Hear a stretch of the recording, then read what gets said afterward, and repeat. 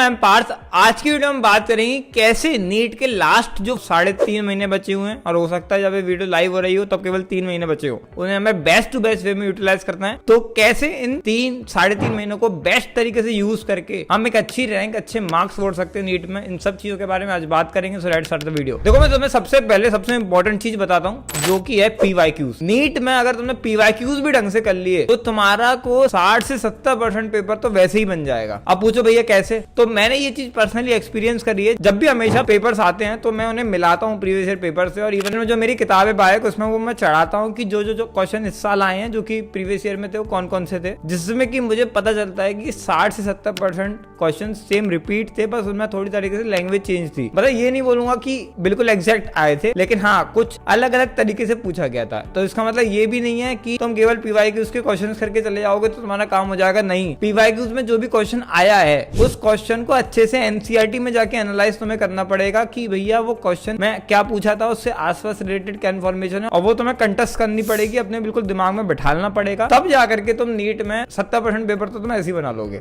लेकिन ये भी तुम्हें करना पड़ेगा, ये नहीं केवल PYQs की तुम क्वेश्चन कर लो तो हो जाएगा काम, ऐसा भी नहीं है। इसके बाद जो दूसरी इंपॉर्टेंट चीज आती है वो ये आती है कि अगर तुम्हारी फिजिक्स और फिजिकल केमिस्ट्री वीक है देन तुम्हें वो चीज अभी करनी चाहिए, बाद में मत छोड़ो उसको कि भैया मैं उसे फरवरी में, मार्च में, अप्रैल में करूंगा। नहीं, बिल्कुल भी नहीं। अभी कर लो, इस महीने कर लो, अगले महीने के 15 दिन तक कर लो, लेकिन उसके बाद मत करना, क्योंकि ये सब्जेक्ट अगर तुम लास्ट टाइम पे करने बैठ गए तो जो चीजें तुम्हें याद रखने वाली चीजें हैं वो चीजें तुम भूल जाओगे, और नीट के टाइम तक तुम्हारे को पहुंचते पहुंचते तुम्हारा को ना फिजिक्स आएगी, ना केमिस्ट्री आएगी, ना बायोलॉजी आएगी। इसलिए अगर तुम्हारे को फिजिक्स और फिजिकल केमिस्ट्री अपने सुधारनी है, उसके रिगार्डिंग तुम प्रैक्टिस करो क्वेश्चंस का और अपने कॉन्सेप्ट को सुधारो, लेकिन वो फैब के एंड तक करो, उसके बाद मत करना प्लीज। और तुम्हारी अगर बायोलॉजी और केमिस्ट्री का इनऑर्गेनिक और ऑर्गेनिक पार्ट वीक है तो तुम उसको थोड़ा डिले करके बाद में अपने मार्च के लिए, अप्रैल के लिए रख सकते हो। उस टाइम पर क्या होगा, देखो अगर तुम अभी पढ़ोगे तो तुम फिर से भूल जाओगे, फिर तुम्हें उस टाइम पे तो पढ़ना ही पड़ेगा, क्योंकि अगर तुम भूल गए तो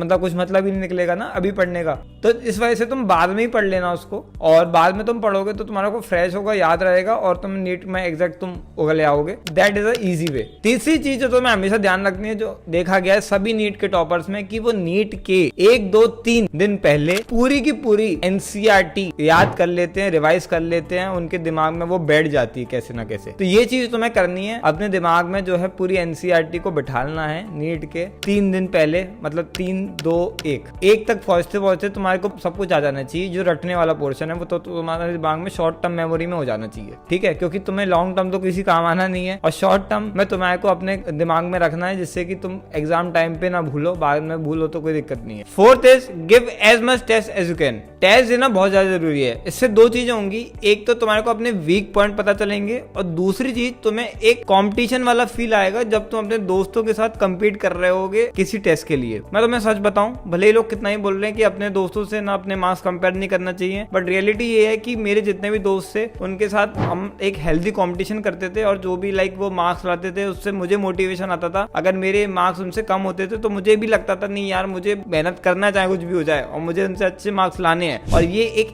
एक्स्ट्रा ऐड करता था मेरी मेहनत में, जिसने एक्चुअली में मुझे रैंकर बनाया था और इतनी अच्छी रैंक लेके आया था मैं। चीजें तो मैं हमेशा ध्यान रखनी है, रिवीजन पे बहुत ज्यादा फोकस करना है, ज्यादा बाहर का चीजें नहीं पढ़नी है, और ऐसी चीजें नहीं पढ़नी है जो बिल्कुल हमें आती नहीं है लेकिन जबरदस्ती सीखना है, नहीं बिल्कुल नहीं सीखना है। जो तुमने पिछले 2 साल में पढ़ा, 1 साल में पढ़ा है, उसे रिवाइज करो अच्छे से और याद करो, दिमाग में बिल्कुल बिठा लो। तुम्हें पता ही है, मैं बार बार बोल चुका हूँ, फिर से नहीं बोलना चाहता हूँ, पर फिर भी मैं बोल देता हूँ, बायोएक और केमेक तुम यूज कर सकते हो, रिवीजन के लिए बेस्ट मटेरियल है, उससे अच्छा कुछ नहीं है अभी तक इस दुनिया में नीट के लिए, जिससे तुम रिवाइज कर सकते हो और दिमाग में बिल्कुल बैठा सकते हो जो भी इन्फॉर्मेशन रिलेटेड सब्जेक्ट्स होते हैं, जैसे कि बायोलॉजी और इनऑर्गेनिक ऑर्गेनिक केमिस्ट्री। तो बायोएक तुम्हारे को पूरी फ्री मेरे टेलीग्राम चैनल पे मिल जाएगी, नीचे डिस्क्रिप्शन में मैंने लिंक दे रखी है, यूज करना चाहो तो कर सकते हो, बाकी तो तुम्हारी मर्जी है, लेकिन रिवीजन तो तुम्हें करना ही पड़ेगा, चाहे तुम कैसे भी करो, NCERT से करो, किसी से भी करो, बट रिवीजन करना है। इसी के साथ मिलते हैं किसी और वीडियो में, तब तक के लिए बाय सभी लोगों को, ऑल द बेस्ट, लगे रहो, बाय।